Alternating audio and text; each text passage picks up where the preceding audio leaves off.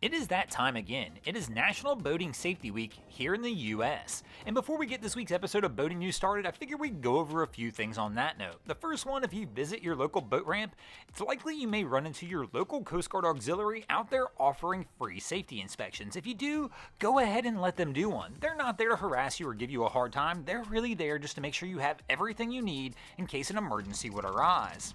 And emergencies can arise anytime on the water, even when you're not with your boat, as was proven this past week in British Columbia. This is a brand new Axopar right here that got caught in a windstorm, but wasn't anchored securely enough to be able to hold during that storm. So if you're leaving your boat in the water, make sure you have it properly secured so that it can hold in even the most extreme conditions. But on that note, let's go ahead and get this week's episode of Boating News of the Week started. Our first story to make the boating news this week is going to take us up to the coast of New York, approximately 80 miles off the coast of Long Island, where just a little over a week ago, 4 sailors found themselves in a little bit of a pickle when their sailing vessel Calypso became disabled in some extreme weather conditions. One of the things that makes this story absolutely incredible is the actual footage. Very rarely do we see body cam footage from a US Coast Guard rescue. Typically we get that overhead helicopter shot. But these images show you the real drama, the actual action unfolding on the ground, instead of just the overhead view, showing you the type of conditions that these guys wind up dealing with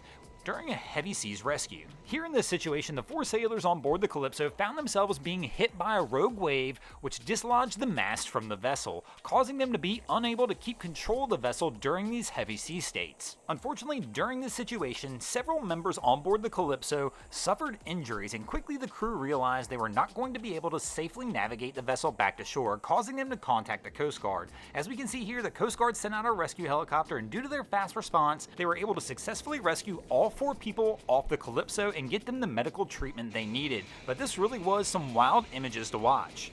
Our next story to make the boating news this week is going to take us one state over to the great state of New Jersey, where last month a woman crashed her car into the Delaware River in Gloucester, New Jersey. The car became turned over and submerged. Now I know this was a little over a month ago, but body cam footage was just released this past week. The dramatic footage that can be seen here shows the Gloucester City police officers jumping into the Delaware River to try and rescue the woman from the submerged vehicle. 3 officers jumped into the cold waters and were able to actually successfully pull the woman out from the car, but they ran into an issue. The bulkhead that can be seen here is exceptionally high up, and they were having difficulty getting the woman back up on the bulkhead. Unfortunately for this crew, some boaters jumped in to help. Here we can see a vessel arriving on the scene. This crew was actually working on a barge in the river and saw the incident occur, and everybody quickly went down, got on the boat, and decided they were going to go over and give a hand, which the officers were extremely thankful for, and they were able to get the lady on the boat into an ambulance. It's still undetermined at this time exactly how the car wound up in the water.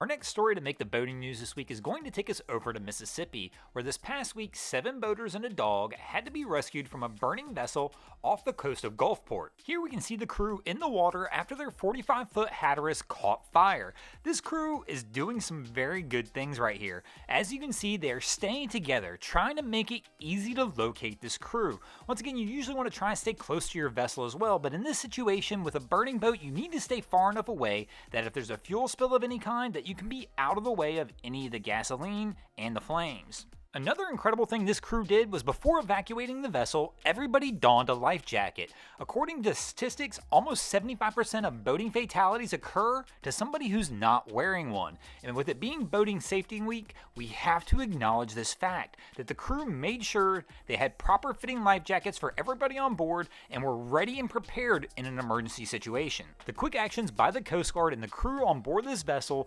allowed all 7 crew members to be rescued, as well as the dog. Our next story to make the boating news this week is going to take us over to Haulover Inlet, and oh, the messages I received and the comments I received about not talking about this in boating news last week. But as we can see here, it's not a boat. Yes, it occurred at Haulover Inlet, so we figured we'd talk about it for a few moments, but this was kind of why it didn't get talked about last week.